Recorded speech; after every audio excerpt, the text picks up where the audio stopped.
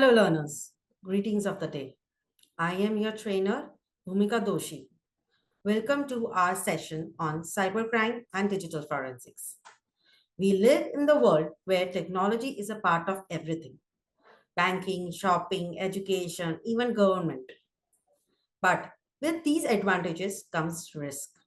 Today, we will learn what cybercrime is and why it is growing and how digital forensics helps in detecting and solving the crimes. In this session, we will be focusing on understanding what cybercrime is and how it is different from traditional crimes, exploring categories and types of cybercrime, learning about causes and prevention of cybercrime, introduction of digital forensics and its importance, understanding the forensic investigation process, exploring the relation between cybercrime and digital forensics, and lastly, discussing major forensic domains, challenges, and future trends. By the end of this session, you will understand the key concepts, categories, and future trends in cyber forensics. So let's begin with what we mean by cybercrime. Cybercrime refers to any illegal activity that involves computer, networks, or digital devices as a target or a tool. These crimes can affect individual, organization, society, and even governments. For example, hacking a company's server to steal confidential information, that's cybercrime. The key difference from traditional crime is that here the attack happens in the digital space. So, cybercrime is a very broad term.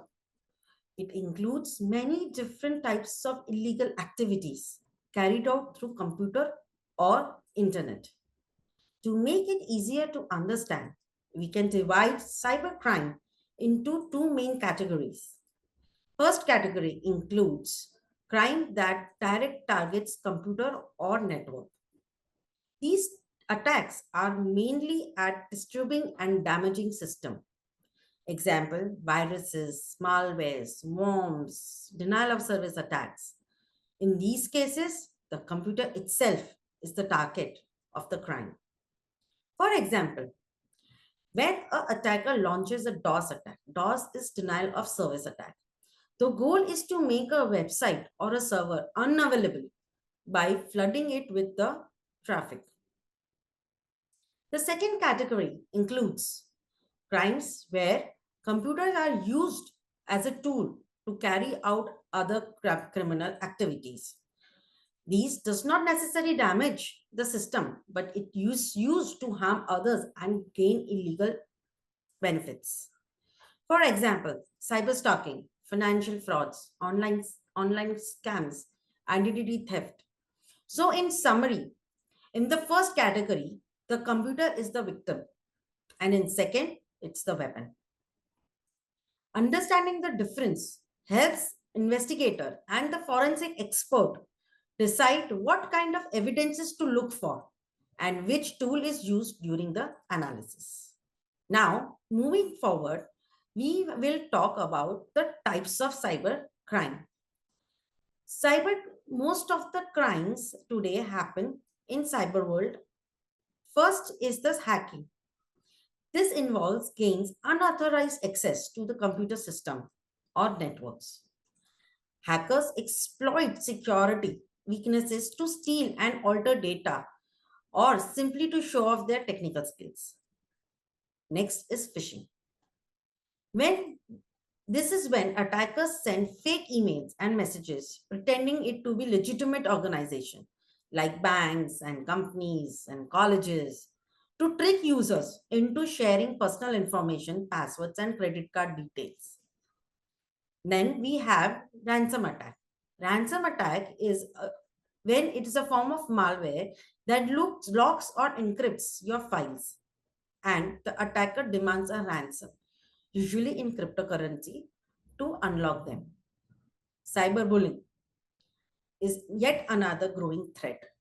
It involves using social media online platforms to harass, threaten, and spread false information about the others.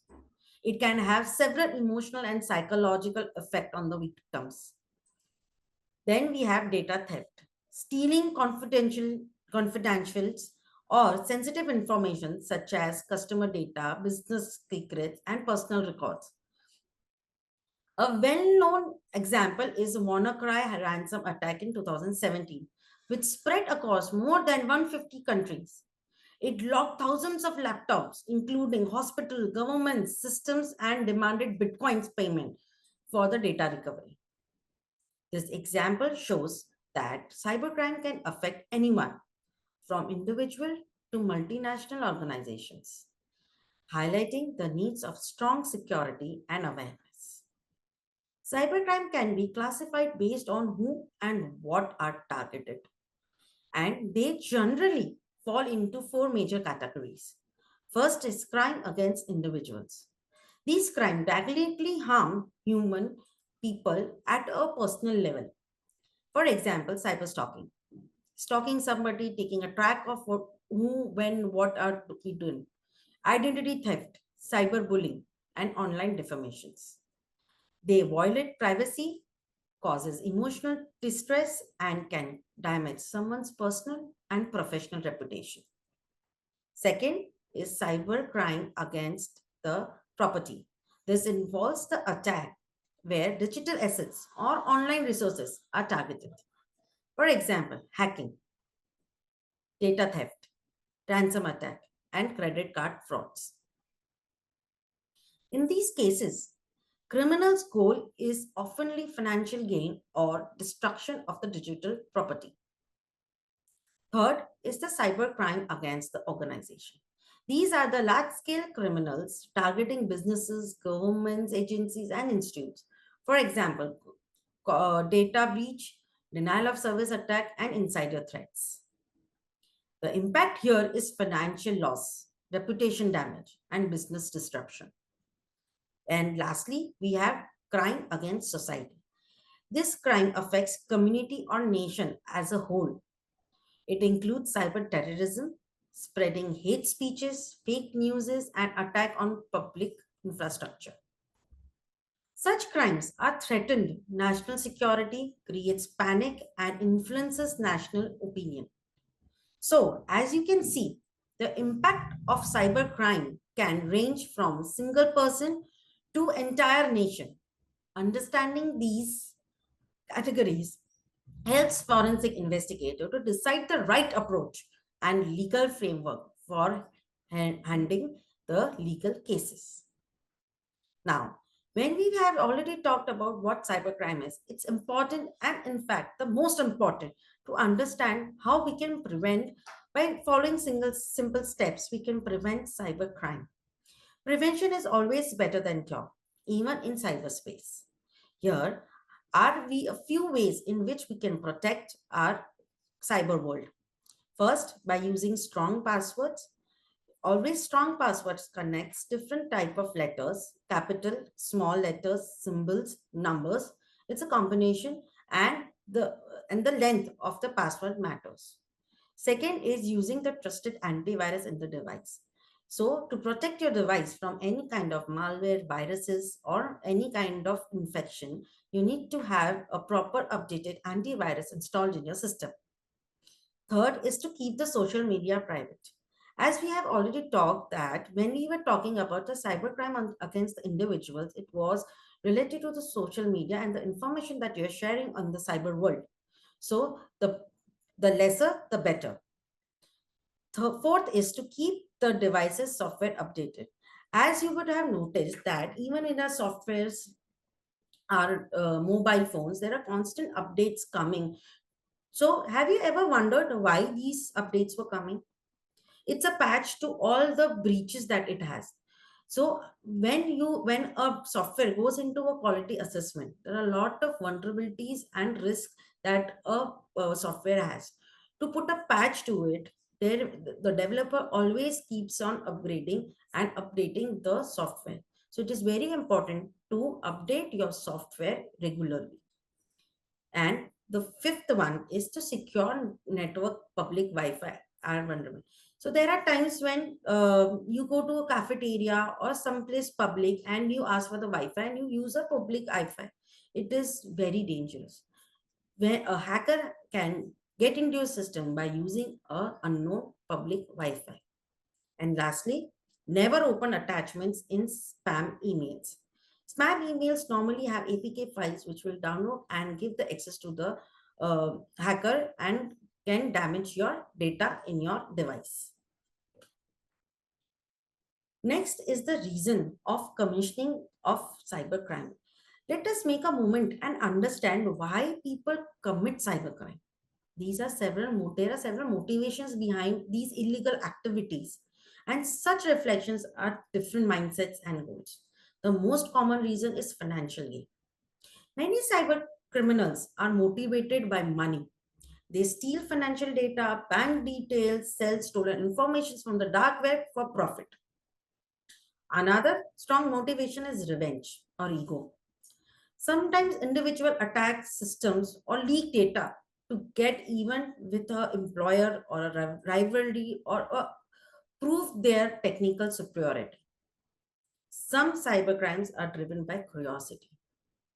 In this case, people simply wants to explore system or network to see if they can break in, often without realizing how serious the, the legal consequences can be. Then we have cyber terrorism. This involves using technologies to disrupt government, public services, public utilities, or to spread fear and chaos in the society. Lastly, we have political and ideological motives. It is called hacktives. They are the attacks carried out to prompt a political cause, raise awareness, or protect against a government or an organization. What's more important to note is that many offenders believe they can remain anonymous online. But as we will see in the upcoming sessions, digital forensics helps investigation trace digital footprints and identity of the real culprit, proving that no one is truly invisible in the cyberspace. Now, let's give you a broad in- introduction on digital forensics. We have understood what cybercrime is and why it is happening. Let's move to the next concept, that is digital forensics. Digital forensics is the science of identification, preservation, analysis, and presenting digital evidences from computers, mobile devices, or network in a way that it is legally acceptable. Just like physical forensics helps solve traditional crimes by analyzing footprints, DNA, physical evidences, digital forensics helps solve cybercrime by examining electronic devices such as logs, emails, files, network trace. The main goal of digital forensic is to uncover what happened, when it has happened, and how it has happened, and who was responsible for it. It ensures the digital evidences in handling careful so that it remains authentic and can be used in the court of law. Digital forensic isn't limited to law enforcement. It is also used for corporates, cybersecurity experts, government agencies to investigate data, breaches, insider threats, and online frauds. In short, in the field from the begin breach between technology and justice, helping investigator reveal the truth behind every digital trace. Now let's take a closer look on forensic investigation process. This forms the backbone of the digital investigation and digital examination. The process generally involves four main key concepts, which on performs carefully ensures the evidence remains valid and admissible in the court. First is the identification. This is where the investigator identifies potential source of digital evidences, such as computer, hard drives, phones, smartwatches, cloud storages, network logs. The goal is to recognize what data might be relevant to the case. Second is the prevention. Once the preservation. Once the evidence source are identified, the next step is to secure and protect the data. Investigator make sure that there is no data is altered, deleted, or corrupted during the process. This may include taking bit by bit copies or creating digital images of storage devices to preserve the original data. Third step is analyzing. This is where the actual investigation happens. The evidence is examined using forensics tool to cover digital files, trace user activities, analyze logs, and find hidden patterns or timeline that reveals what happened. Lastly, it is presentation. Finally, the findings are documented and presented in a clear, concise, and legal acceptable format, usually in the form of report or courtroom testimony. Throughout all these stages, documentation is absolutely critical. Every action taken by the investigator may be recorded to prove that the evidence has not been tempered while the investigation followed with a proper legal process. Remember, in digital forensics, the accuracy and integration of the process are just as important as evidence itself. Cybercrime and digital forensics are inseparable. Every cybercrime leaves behind digital footprints, logs, files, timestamps, IP addresses, even deleted messages. Digital forensics helps investigator trace, analyze, and present these footprints as evidences. So, cybercrime creates the challenge and digital forensic provides the solution. Without forensic science, cybercrime could easily escape detection. Here in this slide, you will see a proper differentiation and a relation between cybercrime aspects and forensic. So let's talk about them in a little detail. First is the incident occur. So when it is occurred, that means in the definition of cybercrime, it is the system or a data has been compromised. And in the perspective of forensics, it needs to be identified and isolated affect the system. Evidence collection. When it comes to cybercrime, the data may be deleted or altered by the attacker. In forensics, we need to recover the deleted files, trace the logs, and capture network traffic. Analysis. When it comes to cybercrime, we need to analyze who did it, what was done, when it was done, and how it was done. And in the perspective of forensics, to examine the device, get the metadata, emails, and IP traces. And lastly, legal proceedings. When it comes to legal proceeding, when it comes to presenting the evidences in the court, proof is needed in the court. The evidence, the actual evidence is needed in the court. And in the perspective of forensic, it presents the evidence in a legal acceptable format. Now, today we will talk about certain fields of digital forensics, branching out into several specialized domains, such focusing on a particular type of digital environment or device. Let's go through some of the most important ones. First is computer forensics. It deals with the investigate evidences found on computer, laptop, and storage devices. It includes recovering deleted files, examine systems, logs, and analyzing malware to understand how an act occurred. Mobile forensics. It focuses on smartphones and tablets. Investigator extracts messages, call records, app details, GPS informations, often crucial in both cybercrime and criminal investigation. Next is the network forensics. It involves capturing and analyzing network traffic to identify intrusion, detect data breach, or trace the source of cyber attack. Its key is identified how information followed between the systems. Next is the cloud forensics. With so much data stored in the online, this domain handles crimes involving cloud-based storage and services. It deals with remote servers, shared environment, and legal jurisdictional challenge since data may be spread across the multiple locations. And lastly, we have IoT forensics. A smart device will become part of our daily lives, from smart cameras to wearable gadgets like smart watches and home automation tools. This branch investigates data generated by IoT, that is the Internet of Things devices. It's especially challenging due to the diverse hardware connectivity issues and lack of standard security.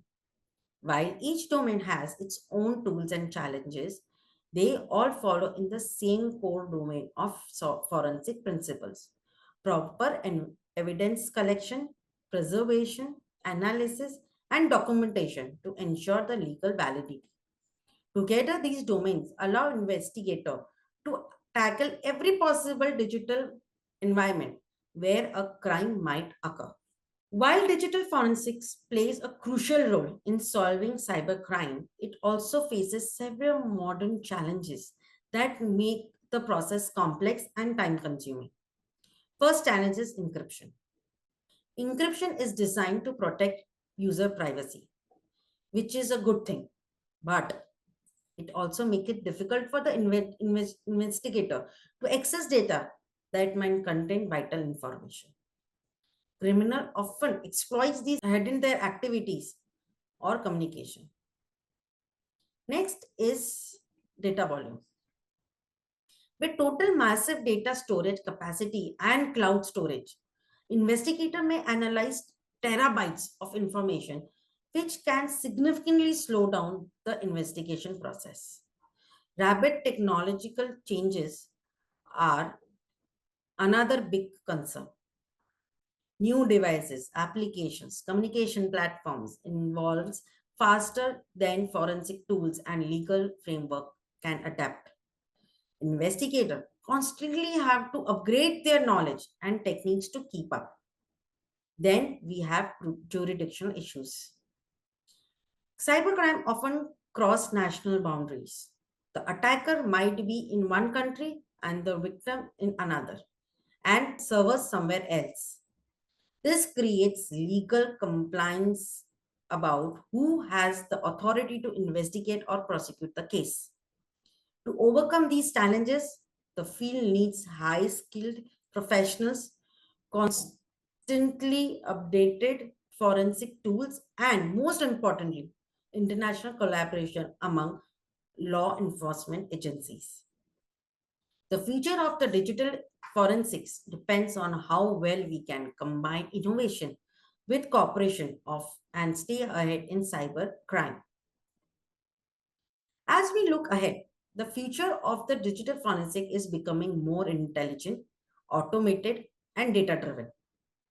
Technologies like internet and artificial intelligence and machine learning are playing a major role in transforming how investigations are carried out. With the help of AI, forensic experts can now detect hidden patterns across massive data set, automation repetition tasks, and analyze evidences faster and more accurately. Machine learning algorithms can even predict potential cyber threats before they come, helping organizations strengthening their defense and be more reactive.